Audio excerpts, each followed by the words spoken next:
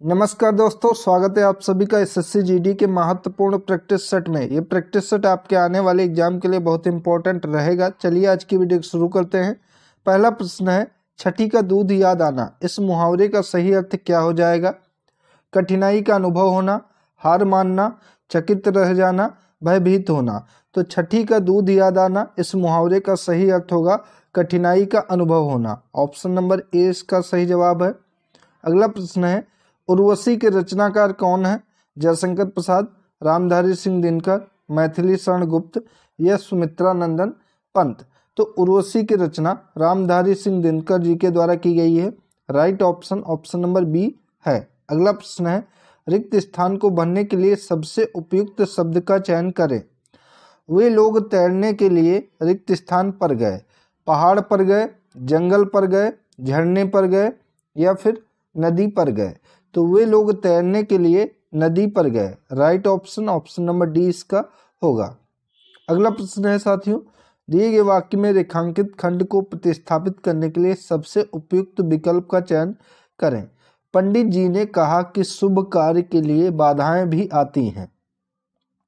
तो शुभ कार्य के लिए यहाँ पर उपयुक्त विकल्प कौन सा होगा? शुभ कार्य के लिए, शुभ कार्य का, शुभ कार्य को या शुभ कार्य में। तो इसका उपयुक्त विकल्प हो जाएगा कि पंडित जी ने कहा कि शुभ कार्य में बाधाएं भी आती रही हैं। राइट ऑप्शन नंबर डी इसका होगा। अगला प्रश्न है, इनमें से एक शब्द शुद्ध है, वह शब्द कौन सा है? तो प्रियदर्शनी यहाँ पर लिखा है, किस तरीके से लिखा जाएगा? तो प्रियदर्शनी ये गलत है, प्रियदर्शिनी ये भी गलत है, प्रियदर्शिनी ये भी गलत है। ऑप्शन नंबर 20 का करेक्ट ऑप्शन है प्रियदर्शिनी, इस तरीके से लिखा जाएगा। अगला प्रश्न है, रिक्त स्थान को भरने के लिए सबसे उपयुक्त शब्द का चयन करें। तो प्राचार्य ने उसे अनुशासन करने पर दंडित किया, इसका सही जवाब हो जाएगा ऑप्शन नंबर सी, कि प्राचार्य ने उसे अनुशासन भंग करने पर दंडित किया। करेक्ट ऑप्शन सी यहाँ पर हो जाएगा। ठीक है, अगला प्रश्न देखते हैं, निम्न में से अशुद्ध शब्द कौन सा है? वेशभूषा, अंतरात्मा, व्यवहारिक या अंतःकरण। तो इसमें पूछा है कौन सा शब्द अशुद्ध है। तो यहाँ पर व्यवहारिक होता है, ना कि व्यवहारिक। तो अशुद्ध ये है, बाकी सही करेक्ट है। ठीक है, सी राइट ऑप्शन है। जो ईश्वर को ना मानता हो, इस वाक्यांश के लिए एक शब्द क्या हो जाएगा? आस्तिक, शाश्वत, नास्तिक या फिर दूरदर्शी।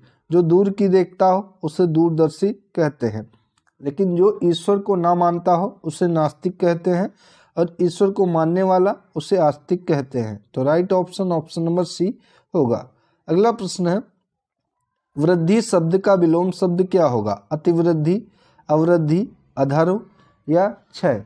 तो वृद्धि शब्द का विलोम शब्द हो जाएगा क्षय। राइट ऑप्शन डी है यहाँ पर। अगला प्रश्न है, निम्नलिखित मुहावरे का सही अर्थ चुनिए।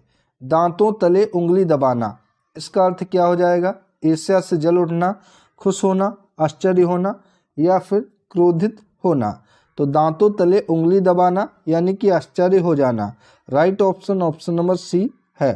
अगला प्रश्न है, निम्नलिखित में से कौन सा शब्द देवता का पर्यायवाची है? असुर, अमर, जलद या सुधाकर।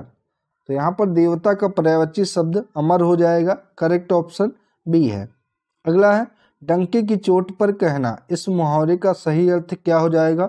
डंका बजाना, बात को बढ़ा चढ़ाकर कहना, स्पष्ट शब्दों में कहना या घुमा फिरा कर बात कहना। तो डंके की चोट पर कहना यानी कि स्पष्ट शब्दों में कहना। राइट ऑप्शन सी है। अगला प्रश्न है, अंत्यज शब्द के लिए सही अर्थ कौन से वाक्यांश में दिया गया है? जो जन्म से अपंग हो, जो जन्म से कुरूप हो, जो जन्म के उपरांत त्याग दिया गया हो, जिसका जन्म निम्न वर्ग में हुआ हो। तो अत्यंज इस शब्द के लिए अनेक शब्द हैं, जिसका जन्म निम्न वर्ग में हुआ हो। राइट ऑप्शन डी है। अगला प्रश्न है, कुसुमेशु का समानार्थी शब्द क्या हो जाएगा? काला, आकाश, कबूतर या फिर कामदेव। तो कुसुमेशु का समानार्थी शब्द या पर्यायवाची शब्द कह सकते हैं कामदेव होगा। राइट ऑप्शन डी है। अगला प्रश्न है, जो युद्ध में स्थिर रहता है। इस वाक्यांश के लिए एक शब्द क्या होगा? योद्धा, युधिष्ठिर, कुलश्रेष्ठ या फिर स्थायी। तो जो युद्ध में स्थिर रहता हो उसे योद्धा कहा जाएगा।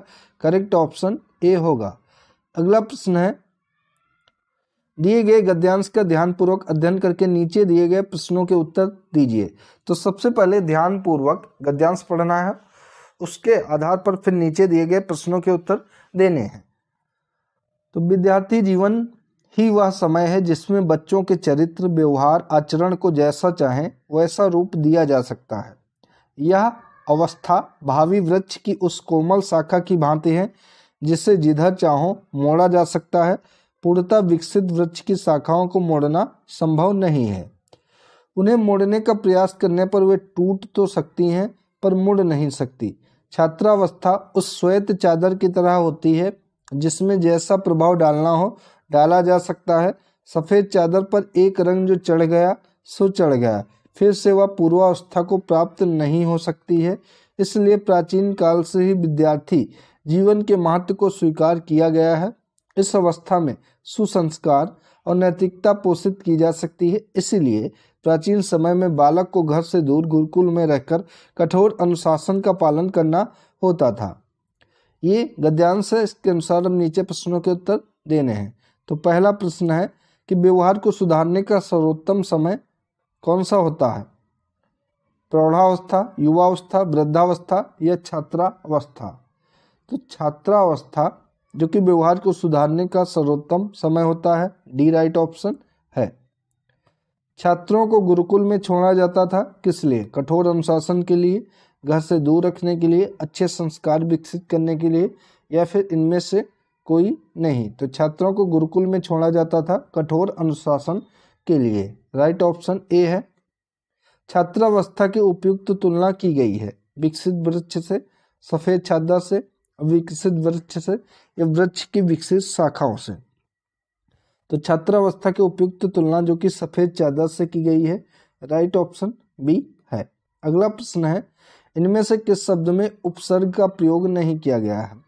उपसर्ग वे शब्द होते हैं जो कि किसी शब्द के पहले जुड़कर एक नए शब्द का निर्माण करते हैं। ठीक है, तो इनमें से किस शब्द में उपसर्ग का प्रयोग नहीं किया गया है?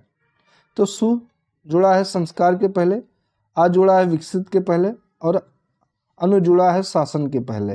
तो यहाँ पर महत्व में, क्योंकि अगर माँ हटा देंगे तो हत्व कोई शब्द नहीं बनता, तो यहाँ पर महत्व में कोई भी उपसर्ग नहीं जुड़ा है। राइट ऑप्शन ए इसका होगा। प्रस्तुत गद्यांश के लिए उपयुक्त शीर्षक कौन सा होगा? चरित्र और व्यवहार, कठोर अनुशासन, विद्यार्थी जीवन या छात्र एक वृक्ष? तो यहाँ पर विद्यार्थी की बात की गई है, उसके जीवन की बात की गई है, तो इसका उपयुक्त शीर्षक हो जाएगा विद्यार्थी जीवन। करेक्ट ऑप्शन सी हो जाएगा। तो साथियों, ये था महत्वपूर्ण एसएससी जीडी का हिंदी का प्रैक्टिस सेट। वीडियो अगर आप सभी को अच्छी लगी तो वीडियो को लाइक करें, शेयर करें और चैनल को सब्सक्राइब करें। धन्यवाद साथियों।